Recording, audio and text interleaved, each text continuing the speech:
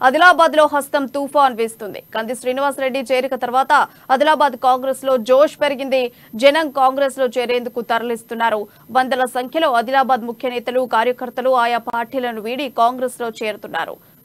పవన్ గారు ఉల్మ సమాజ మండల నాయకులు, బీఎస్పీ అసెంబ్లీ రిషి గారు, బీఎస్పీ నుంచి ఎస్సీ సామాజిక వర్గం, అదేవిధంగా నాయకుల నుంచి అదేవిధంగా గడ్డం రామరెడ్డి గారు సంతోషం కలుండాలి. సంతోషం బీజేపీ మున్నూరు గారు, ప్రధాన సమాజం మండల నాయకులు రామరెడ్డి నాయకులు, ముఖ్యంగా రవీందర్ రెడ్డి గారు, వెంకటరెడ్డి గారు మండల నాయకులు, బేలా మండల నాయకులు, విపిన్ గారు, సంబు గారు, బిల్లపు సంబు గారు, బిపిన్ ఠాక్రే, భోజపల్లి నారాయణ గారు, వర్దిల్లాలి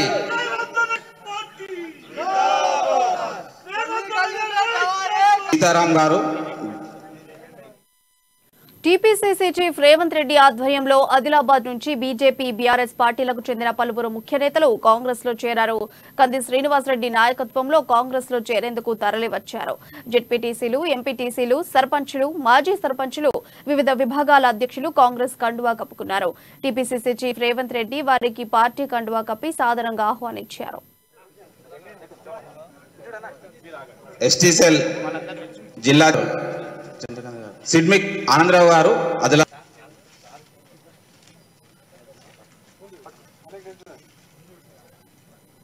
అయితే సాయి గారు,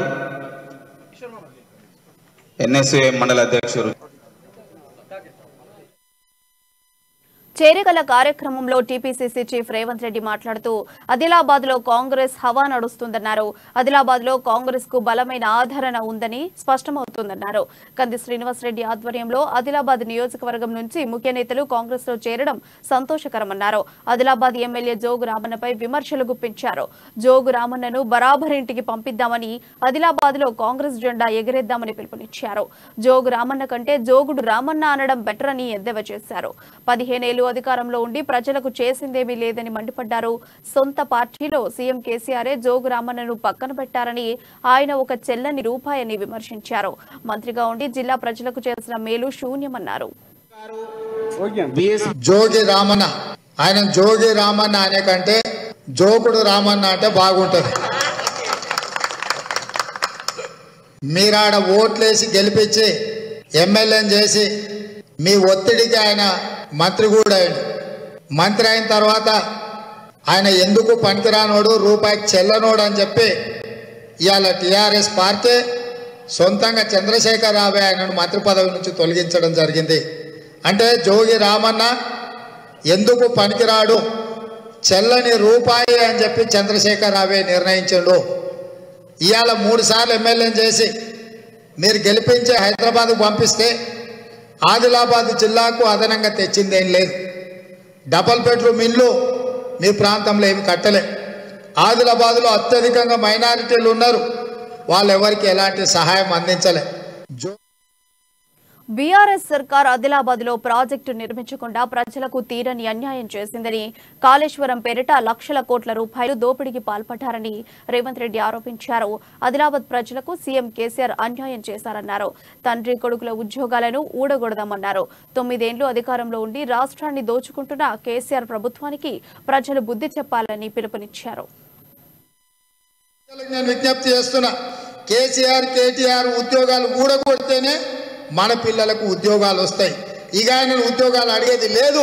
తండ్రి కొడుకుల ఉద్యోగం ఊడగొడదాం.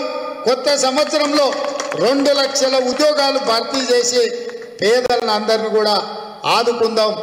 మరి ఇన్ని మంచి పనులు మనం కర్ణాటకలో ఆర్టీసీ బస్సుల్లో ఎక్కిన ఆడబిడ్డలందరూ కూడా ఉచితంగా మనం బస్సు ఎక్కి తిరగడానికి పాస్ ఇస్తున్నాం.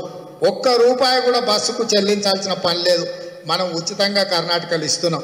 ఇవాళ చంద్రశేఖరరావు అంటుండు తెలంగాణలో ఉన్న పథకాలు ఏంటని ఉన్నాయా, ఎవరైనా ఇక్కడ కాపీ కొట్టాల్సిందని. ఈ మధ్యలో ఆ సన్యాసి ఉచితంగా ఆడపిల్లలకు బస్సు ఎక్కిస్తామని మమ్మల్ని కాపీ కొడతావా? నీ ఈపులు వాళ్ళకు కొడతారు. ఎందుకంటే 9 ఏళ్ళు నువ్వు నమ్మించి మోసం చేసినావు. తొందరలోనే తెలంగాణ రాష్ట్రంలో ఉండే ఆడబిడ్డలకు కూడా ఉచిత బస్సు సౌకర్యం తెలంగాణలో కాంగ్రెస్ అధికారంలోకి వచ్చాక ప్రజలకు సంక్షేమ పాలన అందిస్తామని రేవంత్ రెడ్డి చెప్పారు. వచ్చే ఎన్నికల్లో కాంగ్రెస్ గెలుస్తుందని ఆయన ధీమా వ్యక్తం చేశారు. రైతులకు రుణమాఫీ, ఇందిరమ్మ ఇళ్ల నిర్మాణానికి 5 లక్షల ఆర్థిక సాయం, అధికారంలోకి వచ్చిన మొదటి ఏడాదిలోనే 2 లక్షల ఉద్యోగాలు భర్తీ, కర్ణాటక మాదిరి తెలంగాణ ఆడబిడ్డలకు ఉచిత బస్సు సౌకర్యం కల్పిస్తామన్నారు. గతంలో మాదిరి అభివృద్ధి సంక్షేమ పథకాలు అమలు చేస్తామని చెప్పారు. త్వరలోనే ఉమ్మడి ఆదిలాబాద్లో పర్యటిస్తానని చెప్పారు. ఇక వచ్చే ఎన్నికల్లో ఉమ్మడి ఆదిలాబాద్ జిల్లాలో పార్టీ శ్రేణులు 8 స్థానాల్లో గెలిపిస్తే తాను రాష్ట్రమంతటా 80 స్థానాలు గెలిపిస్తానని కార్యకర్తలకు తెలిపారు. కాంగ్రెస్ పార్టీ నేను గతంలో ఇంద్రవెల్లిలో అక్కడి ప్రజలకు మాట ఇచ్చిన, ఆ తర్వాత మంచిర్యాలలో జరిగిన సభలో చెప్పినాం, తప్పకుండా ఆదిలాబాద్ జిల్లాను కాంగ్రెస్ పార్టీ దత్తత తీసుకుంటుంది. కొత్త సంవత్సరం, కొత్త ప్రభుత్వం, కాంగ్రెస్ ప్రభుత్వం అధికారంలోకి వస్తుంది. ఆ ప్రాంత రైతులకు 2 లక్షల రూపాయల రుణమాఫీ చేసే బాధ్యత కాంగ్రెస్ పార్టీ తీసుకుంటుంది.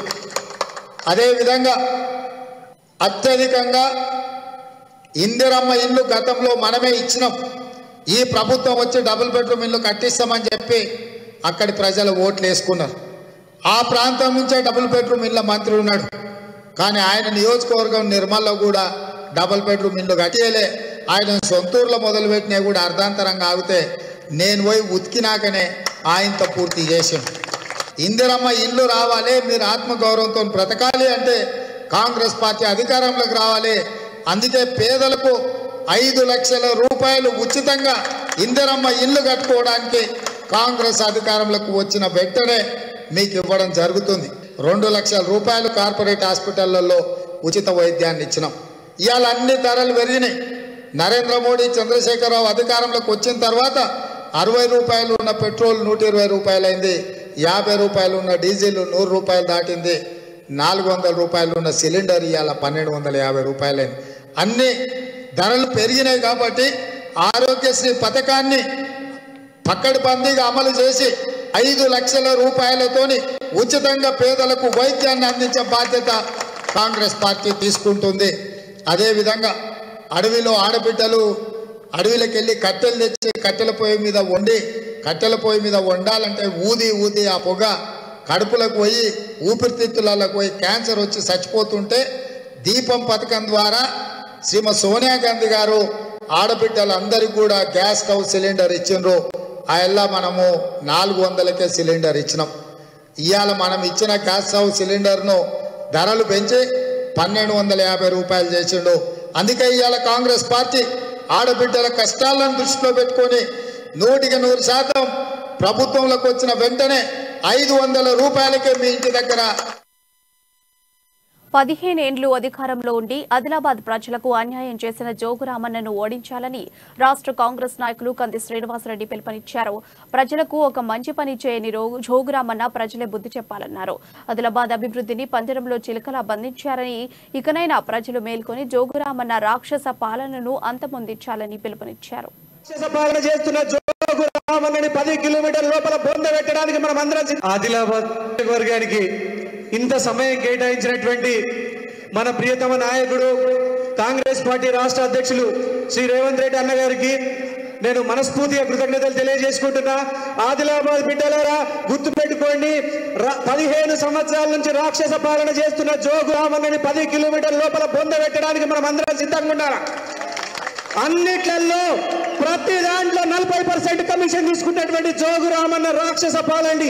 ఈసారి గనక ఆదిలాబాద్ లో కాంగ్రెస్ జెండా ఎగరేయకపోతే ఆదిలాబాద్ బిడ్డలందరూ ఈ రాక్షస పాలన కింద ఆ జోగురామన్న పంజరంలో రామచిలకలాగా బంధించినట్టు ఆదిలాబాద్ అభివృద్ధిని బంధించిండు.